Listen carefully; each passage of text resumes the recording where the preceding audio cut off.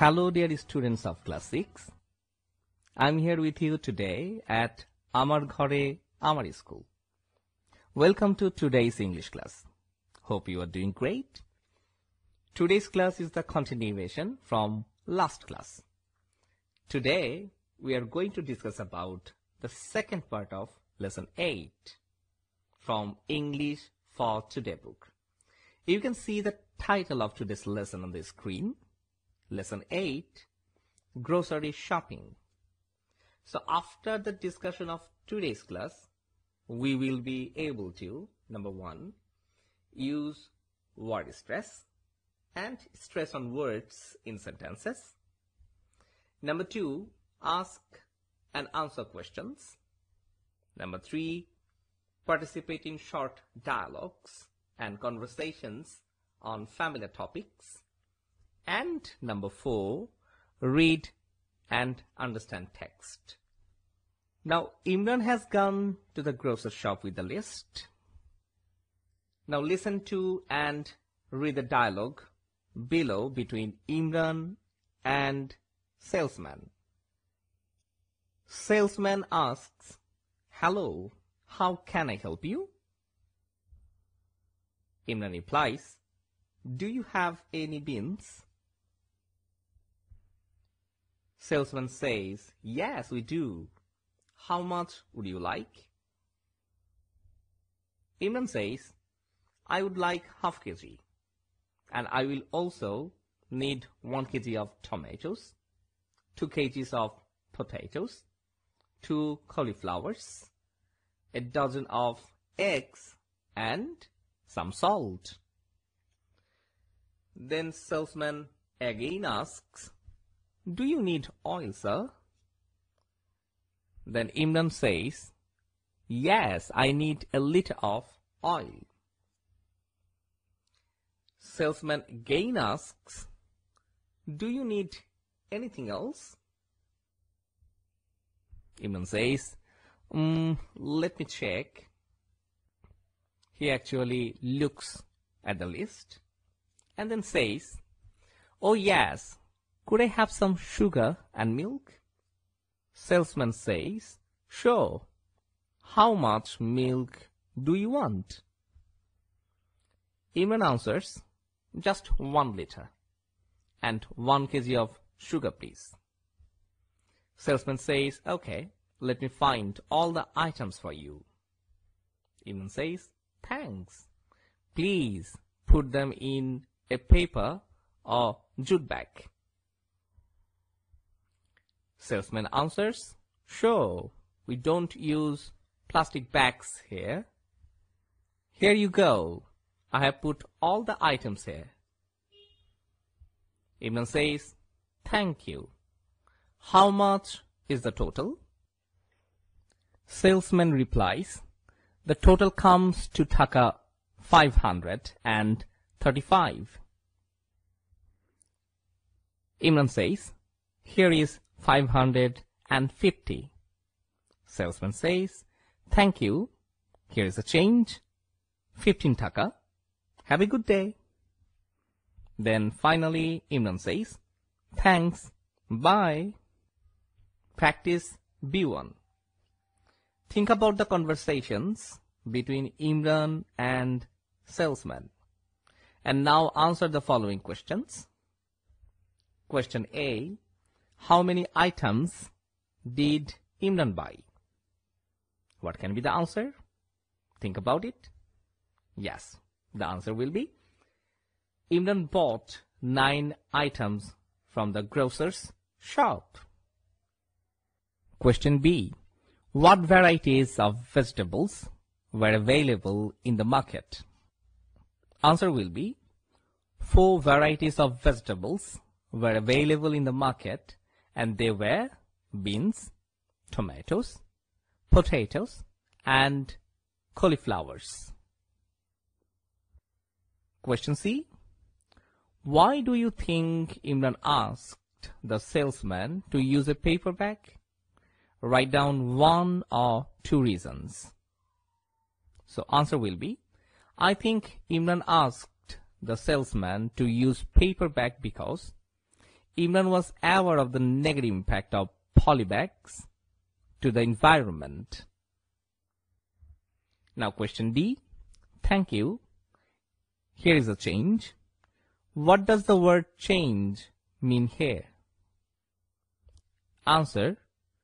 The word change here means the exchanged amount after buying or selling something.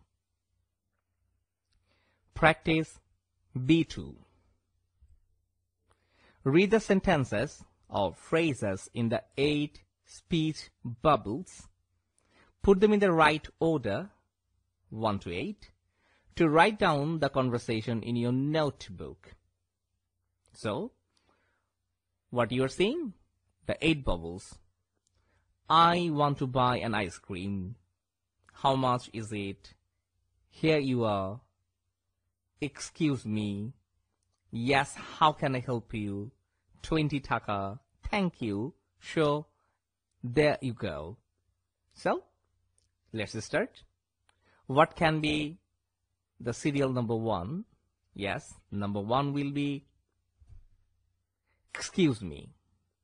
Because to initiate a conversation, we start with this kind of phrase. Excuse me. Then number 2 will be a response. Yes. How can I help you? If I ask someone, excuse me, the reply will be yes. How can I help you? Yes. So what will be the next one? Yes. The next one will be, I want to buy an ice cream. Yes. So how can I help you? The helping situation is that I want to buy an ice cream. Number 4. Sure, there you go. Or when I say I want to buy an ice cream, certainly there will be a reply. Reply is sure, there you go. Then 5. Certainly I will ask, how much is it? Yes. And then 6. The answer, 20 taka. 7. Here you are. Yes, I'm giving the money, or someone is giving the money. And last or finally, thank you. So this is a dialogue which can start with excuse me and ends with thank you. Practice C. Think how you talk about quantities when you go shopping. Match the phrases in column A and the items in column B below to make an imaginary shopping list. Write down the list in your notebook. One phrase may match more than one items. So, this is 2 columns. Column A and B. Now we need to match. So let's start. A can of, yes, a can of Coke. A loaf of bread. A packet of, yes, a packet of pencils. A tube of, yes, a tube of paint.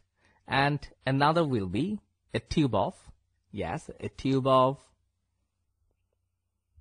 toothpaste. Half kilo of cake.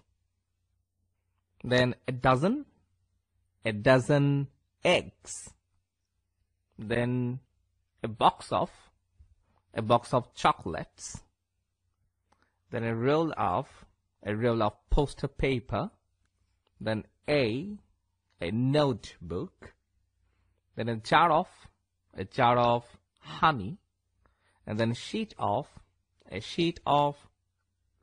facial tissue. So these are the phrases we usually use to make a shopping list. So go to the next practice. Practice C1. So these are the phrases: a roll of poster paper, a loaf of bread, a tube of paint, a sheet of facial tissue, half kilo of cake, a jar of honey, a dozen eggs, a box of chocolates, a tube of toothpaste, notebook, packet of pencils, a can of Coke. So we need to make a category which items will be in grocery item, which will be bakery item, and which will be stationery item. So look at the shopping list again. Can you say which items are available in what kind of shops? There are different shops such as grocers, bakers, stationers, etc., selling different things. Put the items under the proper headings in the table below. So what are the tables? Grocers, bakers, and stationers. Okay, one is done for you. A dozen of eggs. This is actually found a dozen of eggs in grocers, a loaf of bread in bakers, a tube of paint, stationers. So think about it. What can be the rest? Okay, let's solve it. A roll of poster paper in stationers, a sheet of facial tissue in grocers, half kilo of cake in bakers, a jar of honey in grocers, a box of chocolates in bakers, a tube of toothpaste in grocers, a notebook in stationers, a packet of pencils, stationers, a can of Coke, grocers. So I think we have completed everything. Yes, we have completed the list. Now, very important thing, language focus. The use of some and any. Some and any are very common in statements and question sentences. Both of them modify nouns and indicate quantity of the nouns, but their uses are not same. So let's see. Number one, we use some with positive statement. For example, I have got some photographs. I need some milk. I have got some photograph, positive statement. I need some milk, positive statement. Number two, we use any with negative statement. For example, I haven't got any photograph. I don't see any student here. So, any is with negative statement. Number three, we use any with questions. For example, have you got any photograph? For examples, have you got any photograph? Or, is there any water in the jug? Now practice E. You need to fill in the blanks with some or any. 1 to 5. These sentences need to be completed with some or any. So let's start. Are there dash flowers in the garden? Okay. Question sentence. So answer will be any. Are there any flowers in the garden? Number two, yes, there are dash roses and lilies. Positive statement. There are some roses and some lilies. What about jasmine? Are there dash jasmines? Question sentence. Any. No, there aren't dash jasmines. So negative statement. Any. There are not any jasmines. Do you have dash idea why I'm asking you all this? Question sentence. Any. So I think you have got the idea where to use some and where to use any. Now let's see what we have learned so far. We have learned about, number 1, using word stress and stress on words in sentences. Number 2, asking and answering questions. Number 3, participating in short dialogues and conversations on familiar topics. And number 4, reading and understanding text. So this is for today.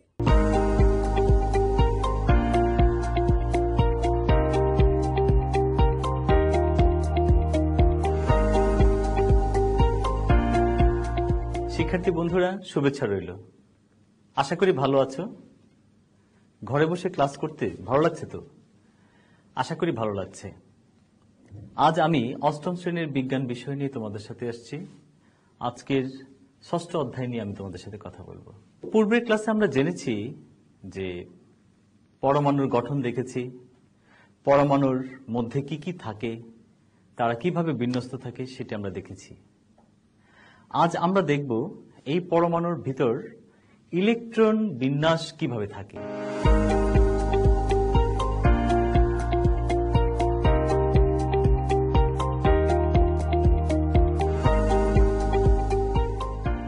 তো চলো বন্ধুরা, একটি পরমাণুর গঠন সম্পর্কে আমাদের যে ধারণা আছে সেটাকে কাজে লাগিয়ে আমরা আজকে দেখব ইলেকট্রন কিভাবে তার চারদিকে ঘুরছে। তো প্রথমেই আসি, একটি পরমাণুর কেন্দ্রে থাকে নিউক্লিয়াস। একটি পরমাণুর কেন্দ্রে থাকে নিউক্লিয়াস। এর বাহিরে আমরা এটাকে বলি কক্ষপথ। এই কক্ষপথে ইলেকট্রন থাকে, সেটা একটা নির্দিষ্ট দূরত্বে নির্দিষ্ট কক্ষপথে চারদিকে ঘূর্ণায়মান থাকে। তাহলে এই নিউক্লিয়াসকে কেন্দ্র করে যে ইলেকট্রন বাহিরে ঘুরছে এটা হচ্ছে তার কক্ষপথ। এই জায়গাটা কিন্তু ফাঁকা। তো একটা নির্দিষ্ট কক্ষপথে সে ঘুরছে। এখন আরেকটা পরমাণু যদি আমরা দেখি, সেই পরমাণুতে যে নিউক্লিয়াস আছে তার বাহিরে একটি কক্ষপথে দুটো ইলেকট্রন ঘুরবে। তাহলে ইলেকট্রনগুলো সবগুলো কি একই কক্ষপথে ঘুরবে, নাকি তাদের জন্য আরো কোনো পথ থাকবে যদি সংখ্যা বেশি হয়?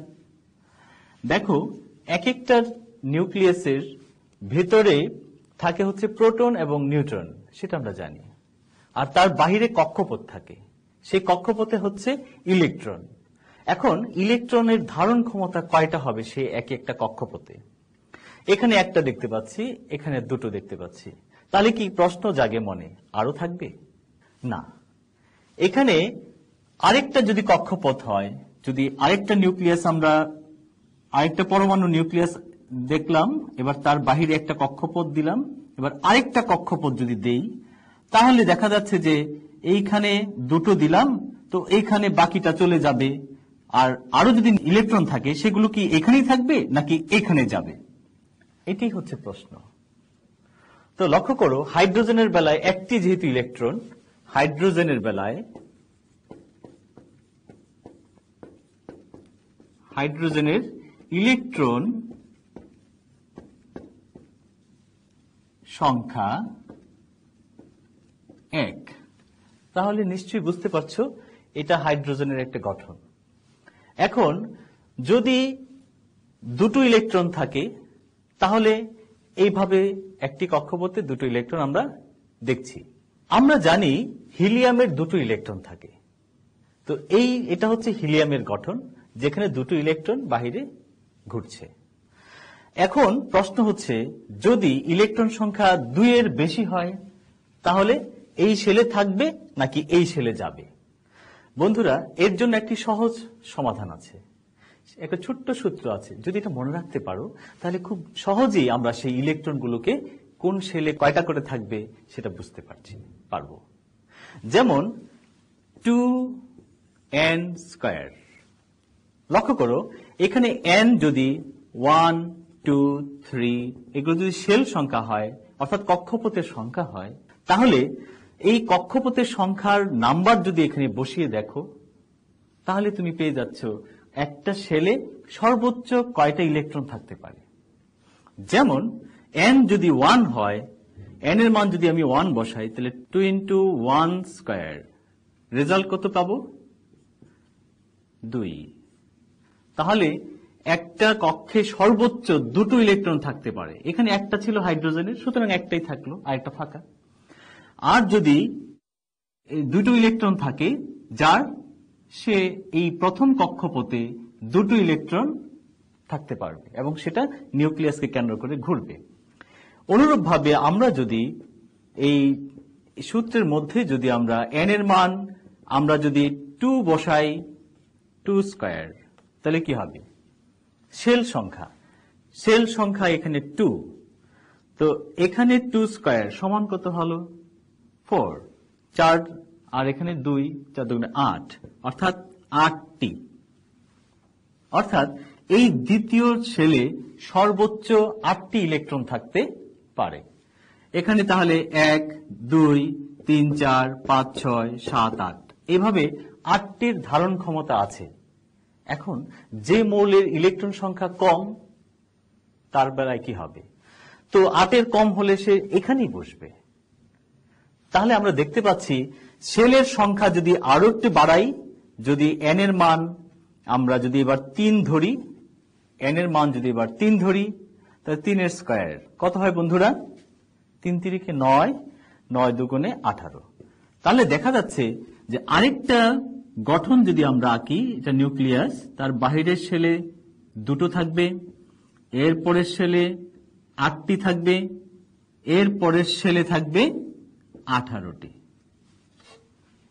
এইভাবে শেল সংখ্যা যত বাড়বে, সর্বোচ্চ ধারণ ক্ষমতা তাদের হচ্ছে ইলেকট্রন সংখ্যা এইভাবে যাচ্ছে।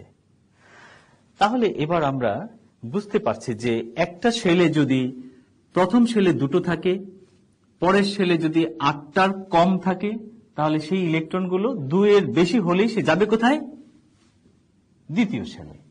চমৎকার। এইভাবে আমরা শেল সংখ্যার সাথে ডিপেন্ড করে আমরা বুঝতে পারি যে কোন শেলে কতটা ইলেকট্রন থাকবে। তো চলো এবার আমরা সোডিয়ামের একটা গঠন দেখে নিই।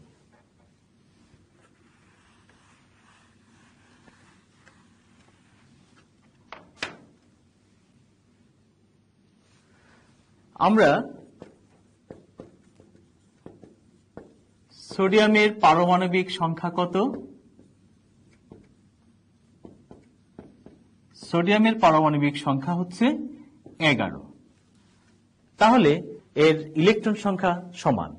তাহলে আমরা কি বুঝতে পারি? সোডিয়ামের ইলেকট্রন সংখ্যা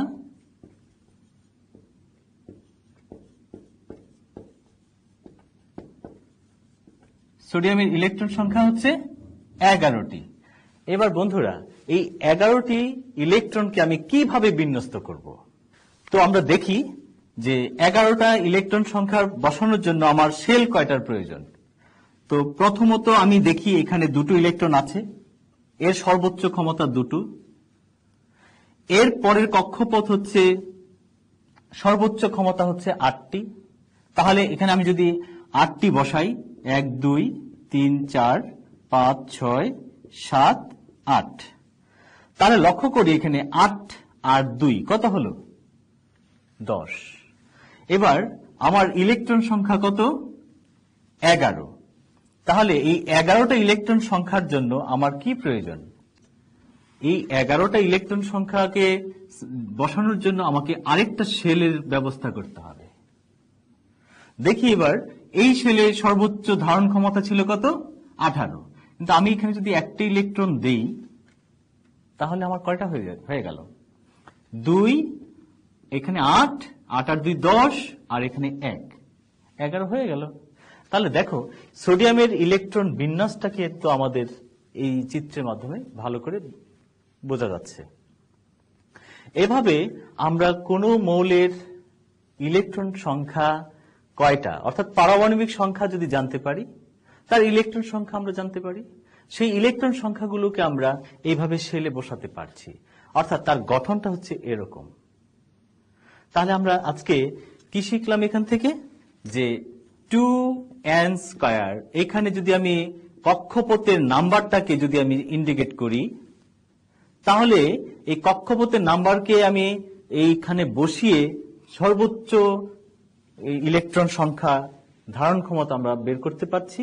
সে অনুযায়ী প্রত্যেকটা মৌলের ইলেকট্রন সংখ্যার বিন্যাস আমরা এখানে সংখ্যা দিয়ে আমরা বিন্যাসটা করতে পারছি।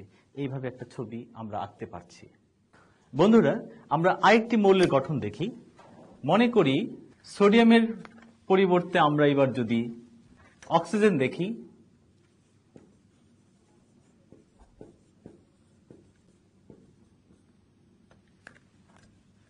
সোডিয়ামের পরিবর্তে আমরা অক্সিজেনের পারমাণবিক সংখ্যা কত?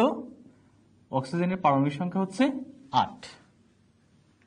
এবার লক্ষ্য করো বন্ধুরা, অক্সিজেনের পারমাণবিক সংখ্যা যদি 8 হয়, এর ইলেকট্রন সংখ্যা কত? তাহলে ইলেকট্রন সংখ্যা হবে 8।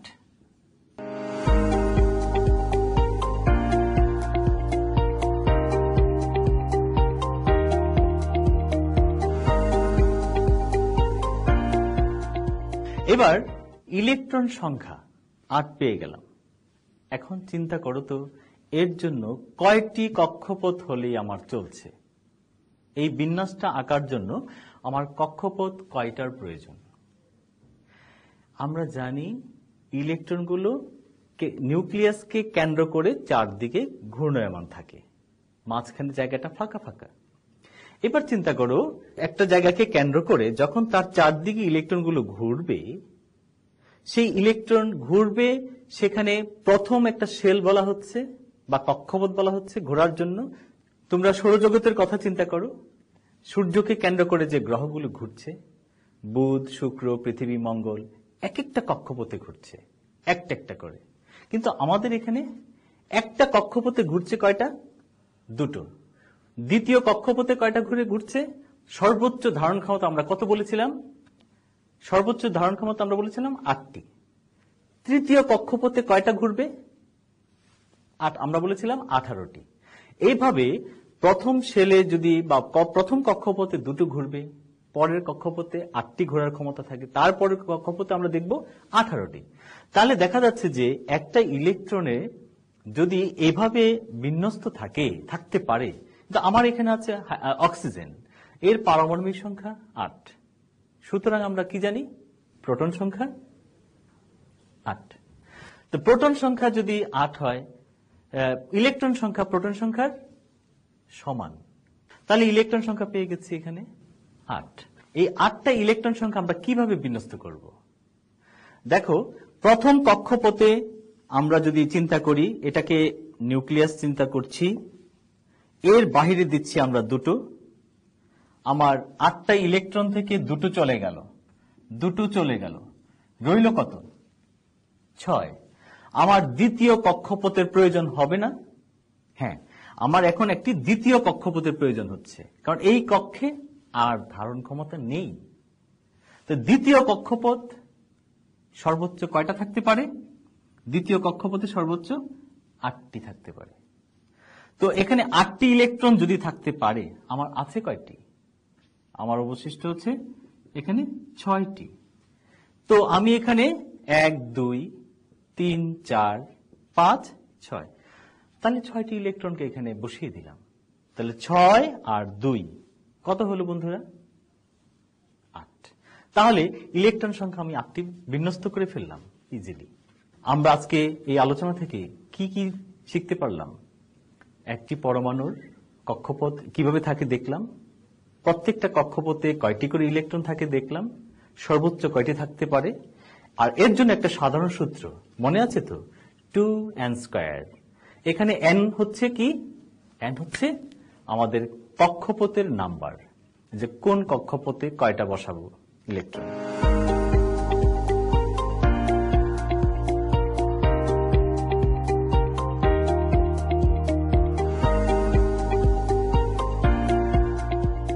কেমন লাগলো? আশা করি ইলেকট্রন বিন্যাস সম্পর্কে আর কোনো সমস্যা তোমাদের থাকলো না। তোমরা এবার বাড়ির কাজের জন্য একটু প্রস্তুত হও। বাড়ির কাজটা খাতা কলম নিয়ে বসেছো নিশ্চয়ই, একটু লিখে নাও।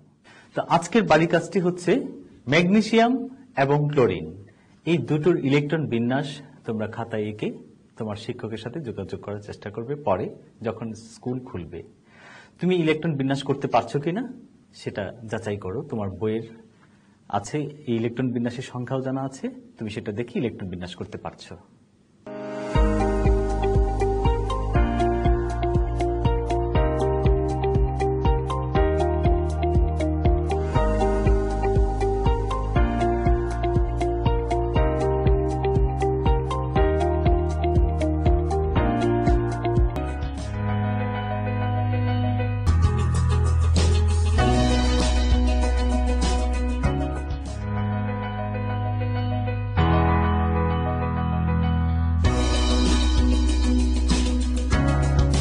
সুপ্রিয় শিক্ষার্থীরা, আমার ঘরে আমার স্কুলের আজকের ক্লাসে তোমাদের সবাইকে স্বাগতম। আজকে আমরা তোমাদের অর্থনীতি বইয়ের পঞ্চম অধ্যায় বাজার বা মার্কেট নিয়ে আলোচনা করব। চলো দেখি আজকে আমরা কি কি শিখব। আজকে শুরুতেই আমরা অর্থনীতিতে বাজারের যে ধারণা সেটি তোমাদেরকে আবার মনে করিয়ে দিব। তারপর আমরা বাজারের বিভিন্ন ধরনের যে শ্রেণী বিভাগ আছে তার মধ্যে প্রতিযোগিতার ভিত্তিতে বাজারের যে শ্রেণী বিভাগ সেটি নিয়ে আলোচনা করব এবং সেটিরই একটি অংশ পূর্ণ প্রতিযোগিতামূলক বাজার নিয়ে আমরা আজকে আলোচনা করব। চলো তাহলে আমরা একটু মনে করে দেখি অর্থনীতিতে বাজার আসলে কাকে বলে।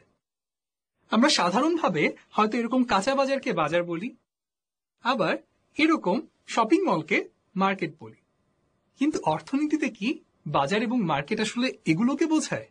তা কিন্তু না। অর্থনীতিতে বাজার বেচা কেনার জন্য কোনো নির্দিষ্ট স্থানকে কিন্তু বোঝায় না। তাহলে বাজার কি?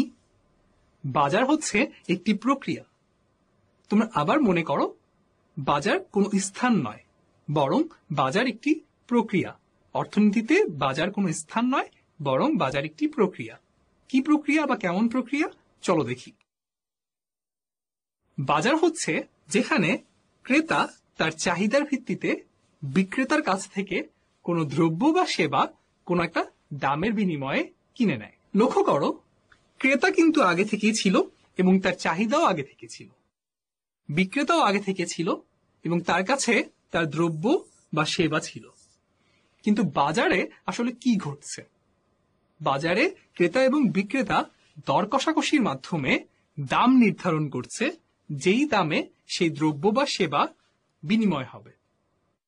এই দাম নির্ধারণের ব্যাপারটি অত্যন্ত গুরুত্বপূর্ণ। আমরা যখন সামনে বাজারের বিভিন্ন শ্রেণীবিভাগ নিয়ে আলোচনা করব, তখন আমরা দেখব এই দাম ব্যাপারটি সবচাইতে গুরুত্বপূর্ণ ভূমিকা রাখছে। আজকের আলোচনাতেও তোমরা এই ব্যাপারটি দেখতে পাবে। তাহলে বাজারের সংজ্ঞা কি দাঁড়ালো? যে প্রক্রিয়ায় বিভিন্নভাবে ক্রেতা এবং বিক্রেতার মধ্যে দ্রব্য বা সেবা বেচা কেনা হয়ে থাকে তাকেই বাজার বলে। এরকম কিন্তু অনলাইনে বেচা কেনাটাও একটা বাজার, আবার টেলিফোনে যদি বেচা কেনা হয় সেটাও কিন্তু একটা বাজার। তো আমরা এতক্ষণ বাজার কি সেটি নিয়ে আলোচনা করলাম। এবার চলো বাজারের বিকাশ এবং বিকশিত বাজার আসলে কত রকমের হয় সেটি নিয়ে একটু আলোচনা করে আসি। বিকশিত বাজার কিন্তু মূলত 3 ধরনের হয়।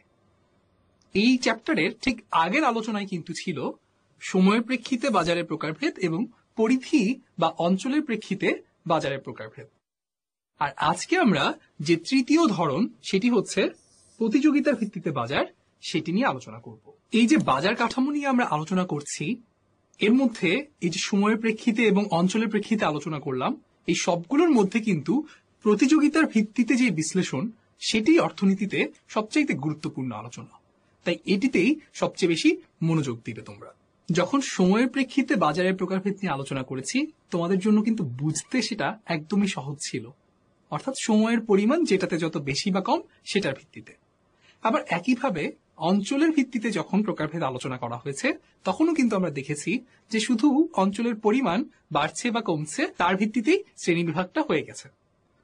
কিন্তু এখন যখন আমরা প্রতিযোগিতার ভিত্তিতে বাজারের প্রকারভেদ করছি, তখন কিন্তু প্রতিযোগিতা ব্যাপারটি আসলে কি সেটি আমাদের বোঝা একটু প্রয়োজন। প্রতিযোগিতা বলতে আসলে আমরা বুঝবো যে বিক্রেতারা বা যারা উৎপাদন করে এসে বিক্রি করছে তাদের মধ্যে যে প্রতিযোগিতা চলছে, যে কে কতটুকু বিক্রি করতে পারবে, সেই প্রতিযোগিতা আসলে কখন কোন রকমের সেটার উপর নির্ভর করে বাজারের শ্রেণীবিভাগ। যেমন দেখো, এই প্রতিযোগিতার উপর ভিত্তি করে বাজার কিন্তু আসলে 2 প্রকার। প্রথমটি হচ্ছে পূর্ণ প্রতিযোগিতামূলক বাজার আর দ্বিতীয়টি হচ্ছে অপূর্ণ প্রতিযোগিতামূলক বাজার। এই দুটোকে ইংরেজিতে বলে পারফেক্টলি কম্পিটিটিভ মার্কেট আর ইমপারফেক্টলি কম্পিটিটিভ মার্কেট। এখন কম্পিটিশন বা প্রতিযোগিতা বলতে বা পূর্ণ কম্পিটিশন বা পারফেক্ট কম্পিটিশন বলতে আমরা আসলে কি বুঝি সেটি নিয়ে আমরা আজকে আলোচনা করব এবং পরবর্তীতে অপূর্ণ প্রতিযোগিতা নিয়ে আলোচনা করব। বিস্তারিত ব্যাখ্যায় যাওয়ার আগে তোমরা যদি একটু সাধারণভাবেই চিন্তা করো তাহলে কিন্তু ধরতে পারবে যখন প্রতিযোগিতা সমান সমান, অর্থাৎ সবাই একসাথে প্রতিযোগিতা করছে এবং পরিপূর্ণ বাজারে প্রতিযোগিতা চলছে সবার মধ্যে, তখন সেটা হচ্ছে পূর্ণ প্রতিযোগিতা। আর যখন অপূর্ণ প্রতিযোগিতা তার মানে হচ্ছে প্রতিযোগিতার ধরনটা আসলে একদম সাধারণ না বা কিছু পরিবর্তন সেখানে সাধিত হচ্ছে। পরবর্তীতে আমরা যখন এই দুটো ধরন নিয়ে বিস্তারিত আলোচনা করব তোমাদের কাছে একদম স্পষ্ট হয়ে যাবে। তাহলে চলো আমরা পূর্ণ প্রতিযোগিতামূলক বাজার বা পারফেক্টলি কম্পিটিটিভ মার্কেট কি সেটি নিয়ে জানার চেষ্টা করি।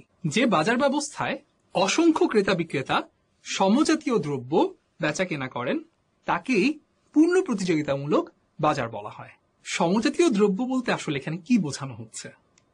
বোঝানো হচ্ছে বিক্রেতারা সবাই একই টাইপের দ্রব্য বিক্রি করছে, অর্থাৎ একজন বিক্রেতা যা বিক্রি করছে আর আরেকজন বিক্রেতা যা বিক্রি করছে তার মধ্যে খুব বেশি পার্থক্য নেই। এটি নিয়ে আমরা সামনে আরো বিস্তারিত আলোচনা করব। এই পূর্ণ প্রতিযোগিতামূলক বাজারের একটি উদাহরণ হচ্ছে মোটা চালের বাজার। খেয়াল করো, মোটা চাল বা চাল বিক্রি করে কিন্তু অসংখ্য বিক্রেতা। প্রায় প্রতিটি এলাকাতেই অনেকগুলো করে চালের দোকান তোমরা খুঁজে পাবে, আর ক্রেতা কিন্তু প্রায় সবাই। তার মানে অসংখ্য ক্রেতা চালের বাজারে রয়েছে। তারপর লক্ষ্য করো সমজাতীয় দ্রব্য। মোটা চালের বাজারে যে সমজাতীয় দ্রব্য বিক্রি করা হচ্ছে এটি বোঝা কিন্তু খুব সহজ। প্রতিটি চালের দোকানে কিন্তু বলা যায় একই ধরনের চালই বিক্রি হয়, যেগুলোর মধ্যে আসলে পৃথকীকরণ করা খুব কঠিন। তোমাকে যদি আমি একটি চালের প্যাকেট বা কতগুলো চাল দেখিয়ে বলি যে এটি কোন দোকান থেকে আনা হয়েছে বলো, তাহলে তুমি সেটি কোনোভাবেই বলতে পারবে না। তার মানে হচ্ছে পৃথকীকরণ করা প্রায় অসম্ভব। আর সে কারণেই এই দ্রব্যগুলোকে সমজাতীয় দ্রব্য বলে আমরা অভিহিত করছি। আমরা যখন বাজারের সংজ্ঞা পড়ছিলাম তখন কিন্তু বলেছিলাম যে দাম ব্যাপারটি বাজারের সবচেয়ে গুরুত্বপূর্ণ একটি অংশ। এই পূর্ণ প্রতিযোগিতামূলক বাজারের ক্ষেত্রেও আমরা সেটি দেখতে পাই। এই বাজারে চাহিদা এবং যোগান দ্বারা পণ্যের দাম একবার যদি নির্ধারিত হয়ে যায় তাহলে কোনো ক্রেতা বা বিক্রেতার পক্ষে এককভাবে তা পরিবর্তন করা সম্ভব হয় না। কিন্তু কেন, বা এই ব্যাপারটি দিয়ে আসলে আমরা কি বোঝাতে চাচ্ছি? ধরো যতজন বিক্রেতা চাল বিক্রি করতে চাচ্ছেন আর যতজন ক্রেতা চাল কিনতে চাচ্ছেন তাদের সবার চাহিদা এবং যোগান মিলে ভারসাম্যে এসে ঠিক হলো যে 50 টাকা করে মোটা চাল বিক্রি করা হবে। এখন কোন দোকানদার যদি বলে আমি আপনাকে 50 টাকায় দিব না, বরং 60 টাকায় দিব, তাহলে কি তুমি সেই দোকান থেকে কিনবে? না, বরং তুমি তখন অন্য একটি দোকানে গিয়ে 50 টাকায় সেই চালটি কিনে নিবে। তার মানে হচ্ছে এককভাবে কোনো বিক্রেতা চাইলেই কিন্তু দামকে প্রভাবিত করতে পারছে না। আবার কোনো ক্রেতা যদি মনে করে যে আমি একসাথে 100 কেজি চাল কিনবো, তাই আমাকে 50 টাকা কমে দিতে হবে 40 টাকায়, কিন্তু তখন দেখা যাবে কোনো বিক্রেতা সেখানে রাজি হচ্ছে না। তার মানে এই মার্কেটটি বা এই বাজারটি এতটাই বড় এবং এতটাই বিস্তৃত যে কোনো ক্রেতা বা বিক্রেতা এককভাবে দামের উপর কোনো প্রভাব ফেলতে পারে না। এই ব্যাপারটি কিন্তু এখানে বলা হয়েছে এবং এটি নিয়ে সামনে আমরা আরো বিস্তারিতভাবে জানব। পূর্ণ প্রতিযোগিতামূলক বাজারের কিছু নির্দিষ্ট বৈশিষ্ট্য আছে যেটি শুধুমাত্র এই বাজারের ক্ষেত্রেই প্রযোজ্য। এই বৈশিষ্ট্যগুলো যদি তোমরা স্পষ্টভাবে বুঝতে পারো তাহলে কিন্তু পূর্ণ প্রতিযোগিতামূলক বাজার বা পারফেক্টলি কম্পিটিটিভ মার্কেট আসলে কি সেটি বোঝা তোমাদের জন্য অনেক সহজ হবে। প্রথম বৈশিষ্ট্য হচ্ছে অসংখ্য ক্রেতা ও বিক্রেতা। এই ব্যাপারটি আমরা আগেও বলেছি, এখন আবার বলছি, যেই বাজারে অসংখ্য ক্রেতা বিক্রেতা থাকবে সেখানেই কিন্তু পারফেক্টলি কম্পিটিটিভ মার্কেট তৈরি হওয়ার সম্ভাবনা তৈরি হয়। কারণ আমরা যে উদাহরণ দিচ্ছিলাম চালের মার্কেট, সেখানে কিন্তু আমরা দেখতে পেয়েছি একটি দেশ বা একটি ভূখণ্ড কিংবা একটি শহর, ধরো ঢাকা শহর, এই শহরেই কিন্তু অসংখ্য মানুষ চাল কিনছে এবং অসংখ্য বিক্রেতা চাল বিক্রি করছেন। এ কারণে চালের একটি পারফেক্টলি কম্পিটিটিভ মার্কেট তৈরি হয়েছে। পারফেক্টলি কম্পিটিটিভ মার্কেটের দ্বিতীয় বৈশিষ্ট্য হচ্ছে দ্রব্যের এককটি সমজাতীয়, অর্থাৎ পরিমাণগত ও গুণগত দিক থেকে পণ্যের একটি একক অন্য একক থেকে পৃথক করা যায় না। ব্যাপারটি একটু উদাহরণ দিয়ে বলি। ধরো তুমি কোন একটি দোকান থেকে, ধরো ফার্মগেটের কোন একটি দোকান থেকে 1 কেজি চাল কিনেছো। এরপর তুমি মিরপুর গিয়ে কোনো দোকান থেকে আরো 1 কেজি চাল কিনলে। এই যে চাল, তার একক হিসেবে কিন্তু আমরা 1 কেজিকে বোঝাচ্ছি, এবং 1 কেজি চাল যখন আমি মিরপুর থেকে কিনছি, আরেক কেজি চাল আমি ফার্মগেট থেকে কিনছি, এই দুই চালের মধ্যে পরিমাণগতভাবে বা গুণগতভাবে তেমন কোনো পার্থক্য আমরা খুঁজে পাচ্ছি না। অর্থাৎ 1 কেজি চালে যতটুকু চাল থাকার কথা সেটি কিন্তু দু জায়গায় প্রায় একই, এবং গুণগত দিক থেকেও আমরা দেখতে পাচ্ছি যে চালের গুণগত মান একই। তার মানে পারফেক্টলি কম্পিটিটিভ মার্কেটের যে দ্রব্য সেটির একক সব জায়গায় সমজাতীয় বা হোমোজিনিয়াস থাকে। এবার আমরা পারফেক্টলি কম্পিটিটিভ মার্কেটের বা পূর্ণ প্রতিযোগিতামূলক বাজারের তৃতীয় বৈশিষ্ট্য দেখব। তৃতীয় বৈশিষ্ট্যটি হচ্ছে ক্রেতা ও বিক্রেতা বাজার সম্বন্ধে পূর্ণভাবে জ্ঞাত। অর্থাৎ ক্রেতা এবং বিক্রেতা দুইজনই বাজারে পণ্যের প্রতি একক, অর্থাৎ ধরো চালের প্রতি কেজির গুণাগুণ, দাম সবকিছু সম্পর্কে সম্পূর্ণভাবে অবহিত। একটি উদাহরণ দিয়ে বোঝাই। তুমি যদি ইন্টারনেটে সার্চ করো বস্তা প্রতি চালের দাম, কোন চালের দাম বর্তমানে কত, আগে কবে কত ছিল, সেটিও কিন্তু তুমি সহজেই পেয়ে যাবে। যেমন ধরো তুমি যদি মোটা আতপ চাল কিনতে চাও কিংবা সিদ্ধ মোটা চাল কিনতে চাও, দেখতে পাবে বর্তমানে দাম 2000 টাকা কিংবা 2100 টাকা প্রতি বস্তা। এমনকি মার্চে সেটির দাম কত ছিল, নভেম্বরে সেটির দাম কত ছিল, সেটিও তুমি সহজেই জেনে যাচ্ছ। তার মানে একজন ক্রেতা হিসেবে তুমি চালের প্রতি এককের দাম কত হতে পারে সেটি নিয়ে একদম সম্যক ধারণা রাখো। ঠিক একইভাবে বিক্রেতারাও কিন্তু প্রত্যেকে জানে যে অন্য বিক্রেতা কত টাকায় চাল বিক্রি করছে, তাই সে ভুলক্রমে কম টাকায় চাল বিক্রি করে ফেলবে সেই সম্ভাবনা নেই, আবার তুমি ভুল করে বেশি দামে চাল কিনে নিয়ে আসবে সেই সম্ভাবনাও নেই। আবার কোন গুণাগুণের এবং কোন মানের চালের দাম কত এবং সেটি কোথায় কিভাবে পাওয়া যাবে সেটি নিয়েও কিন্তু তুমি জানো, বিক্রেতারাও জানে। তার মানে এরকম একটি পারফেক্টলি কম্পিটিটিভ মার্কেটে বিক্রেতা এবং ক্রেতা সবাই পণ্যের প্রতি একক কিংবা পণ্যের যে গুণাগুণ, মান এবং দাম সবকিছু সম্পর্কে অবহিত থাকে, যার কারণে একজন একজনকে ঠকানোর কিংবা কোনোভাবে কোনো মিসকমিউনিকেশন হওয়ার সুযোগ থাকে না। পূর্ণ প্রতিযোগিতামূলক বাজার বা পারফেক্টলি কম্পিটিটিভ মার্কেটের চতুর্থ বৈশিষ্ট্য হচ্ছে অবাধ প্রবেশ এবং প্রস্থান। অর্থাৎ তুমি যদি এই মার্কেটে বিক্রেতা হিসেবে প্রবেশ করতে চাও তাহলে তুমি অবাধে প্রবেশ করতে পারবে এবং চাইলেই এই মার্কেট ছেড়ে সহজেই চলে যেতে পারবে। যে কোনো ফার্ম অবাধে মার্কেটে প্রবেশ করতে পারে এবং প্রয়োজন বোধে শিল্প ত্যাগ করতে পারে। কোন রকম বিধিনিষেধ, বাধা কিংবা খরচ থাকে না। তোমাদের মনে প্রশ্ন আসবে যে তাহলে কোন মার্কেটে ঢোকার জন্য আলাদা টাকা লাগে কিংবা হচ্ছে কোনো বিধিনিষেধ থাকে। উদাহরণ হিসেবে যদি আমরা দেখি, যেমন ধরো তুমি যদি আজকে টেলিকমিউনিকেশন মার্কেটে ঢুকতে চাও, অর্থাৎ গ্রামীণ ফোন কিংবা এয়ারটেল কিংবা বাংলা লিংক বা টেলিটকের মতো একটি কোম্পানি দিতে চাও, সেটিতে কিন্তু তোমার অনেক বাধা থাকবে। যেমন প্রথমেই একটা বিশাল ইনভেস্টমেন্ট লাগবে, সরকারের কাছ থেকে অনুমতি লাগবে, টেকনিক্যাল অনেক ব্যাপার থাকবে। এই সব কারণে এরকম মার্কেটগুলোতে ঢোকা কিন্তু খুবই কঠিন। কিন্তু ধরো তুমি চালের মার্কেটে ঢুকতে চাও এবং কালকে থেকে তুমি চালের একটি দোকান খুলে চাল বিক্রি করতে চাও, এটি কিন্তু খুব সহজ ব্যাপার। তুমি চাইলেই কুষ্টিয়ায় চলে যেতে পারো। কুষ্টিয়ায় বাংলাদেশের সবচেয়ে বড় চালের মোকাম। সেই চালের মোকাম থেকে এভাবে তুমি দেখবে যে পাইকারি চাল বিক্রি করা হচ্ছে, তুমি চাইলে সেখান থেকে চাল কিনে এনে নিজের মতো করে খুচরা বিক্রি করতে পারবে। অর্থাৎ যে কোনো মানুষ বা যে কোনো বিক্রেতা যখন খুশি এই চালের বাজারে বিক্রেতা হিসেবে ঢুকতে পারছে, এবং সে যদি মনে করে যে এখন সে দোকান বন্ধ করে দিবে, যথেষ্ট লাভ হচ্ছে না বা অন্য কোনো ব্যক্তিগত কারণে, তাহলে সে যখন ইচ্ছে এই মার্কেট থেকে চলে যেতে পারে। তাকে কেউ বাধাও দিবে না, তাকে অন্য কোনো টাকাও দিতে হবে না। কিন্তু অনেক মার্কেট এমন থাকে যেখানে তুমি মার্কেট ছেড়ে চলে যেতে গেলেও তোমাকে বিশাল একটি খরচ বহন করতে হয়। তাই পারফেক্টলি কম্পিটিটিভ মার্কেটের এই বৈশিষ্ট্যটি হচ্ছে তুমি যখন খুশি, বিক্রেতা যখন খুশি বাজারে প্রবেশ করতে পারে এবং বাজার থেকে চলে যেতে পারে, তাকে এর জন্য আলাদা কোনো খরচ বহন করতে হয় না।